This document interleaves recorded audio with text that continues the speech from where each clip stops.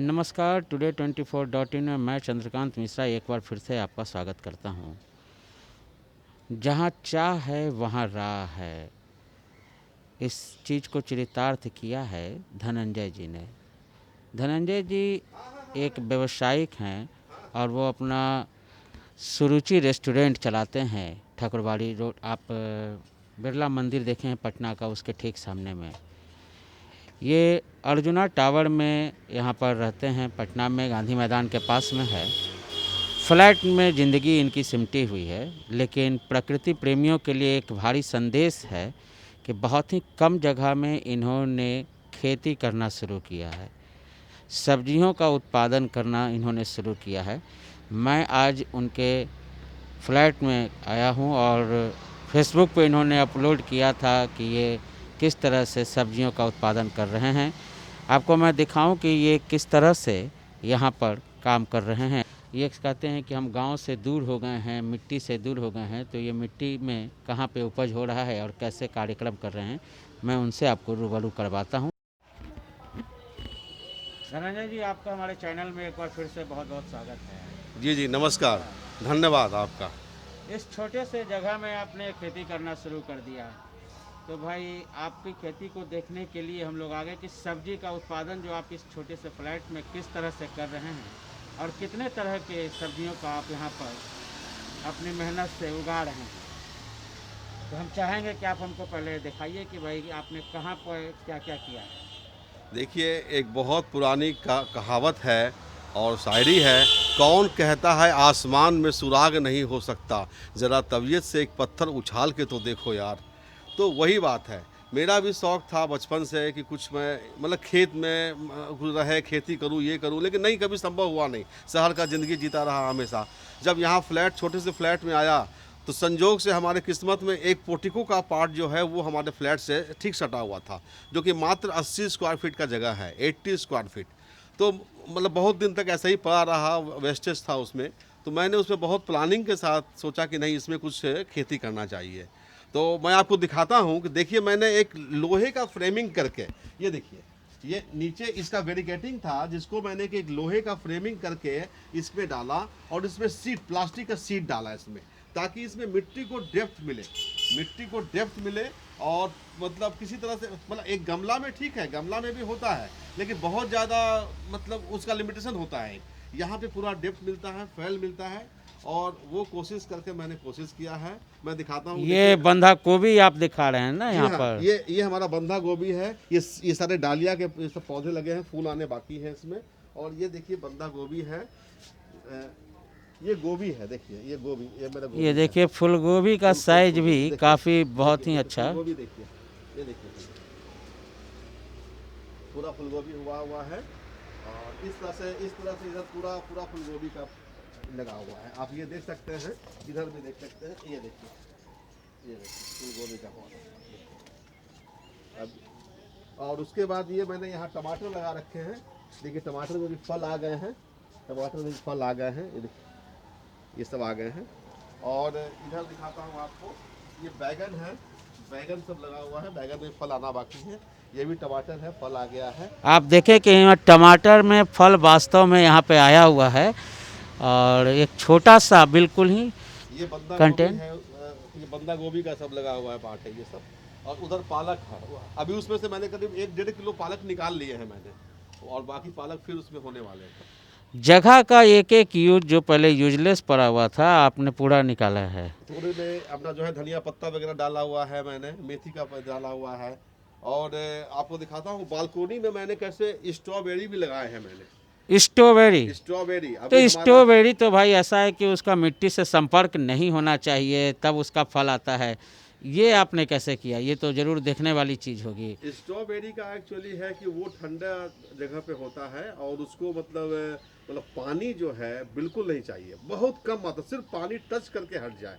उसके लिए ज़मीन का थोड़ा ऊंचा होना आवश्यक है, ये ढलावदार होना। तो मैंने उसी तरीके से बनाया है मैंने, और मैंने 6 स्ट्रॉबेरी के पौधे भी लगाए हैं उसमें, और स्ट्रॉबेरी का फल भी एक राउंड आ चुका है, और अभी और कुछ फल उसमें आए हुए हैं जो मैं आपको दिखाऊंगा मैं आपको। आप यहाँ देखिए बालकोनी में कुछ विशेष स्ट्रॉबेरी के बारे में बताएंगे। जी सर, बताया जाए। जी, आपको बताता हूँ कि स्ट्रॉबेरी का पौधा जो होता है वो अक्टूबर के महीने में लगाया जाता है। अक्टूबर के महीने में अगर आप लगाएंगे तो दिसंबर तक उसमें फल आ जाते हैं, और उसके लिए सबसे बड़ी बात है कि उसको कंटिन्यू धूप की ज़रूरत नहीं पड़ती है। आप देखिए हमारा ये पूरब साइड है, और जहाँ पे मैंने इस पौधे को लगाए हैं तो यहाँ 2 से 3 घंटे ही धूप आते हैं। बस उतना धूप के बाद इसको धूप नहीं मिलता है, और पानी के लिए भी थोड़ा ज़मीन का इसका जो है ना मतलब उतार होना आवश्यक है, ताकि पानी टिके नहीं। ये सब चीज़ इसके लिए बहुत इंपॉर्टेंट होते हैं। दूसरा, जब भी फल आए, स्ट्रॉबेरी के नीचे आपने पुआल रखा है। जी, स्ट्रॉबेरी का जब फल आता है तो उसको मिट्टी से संपर्क नहीं होना चाहिए। ये इस चीज़ का ख्याल रखा जाए। उसको आप फल के नीचे आप पुआल थोड़ा सा डाल दीजिए, तो आपको वो ठीक रहता है, वो सेफ रहता है वो। अभी मैंने इसका एक फसल काटा है, करीब 4 स्ट्रॉबेरी मैंने इसका यूज़ किए हैं। बहुत ही मीठा स्वादिष्ट हुआ है। अभी भी 2-3 फल इसमें आए हुए हैं स्ट्रॉबेरी के। कद्दू है, मेथी है। बालकोनी से आप देख रहे हैं, ये बालकोनी में कद्दू इनके यहाँ फल रहा है। तो कद्दू का इन्होंने खेती कर रखा है। यहाँ पे आप देखें कद्दू में फल भी आया हुआ है। एक छोटे से जगह में ये कितना काम कारगर है। मेथी और पालक, इधर भी लगता है कि पालक से पूरा बहुत ज़्यादा प्रेम है धनंजय जी को, इसी कारण से ये पालक भी लगा रहे हैं। और इन्होंने कहा कि उस साइड भी पालक ही था। ये बालकोनी है, आप देख सकते हैं। यहाँ पे लोग बालकोनी में व्यवस्था ही नहीं करते हैं, ये सब खोल देते हैं, चलो हवा आएगा धूप आएगा, लेकिन इस जगह पे धूप हवा पानी सबका सही प्रयोग कर रहे हैं ये।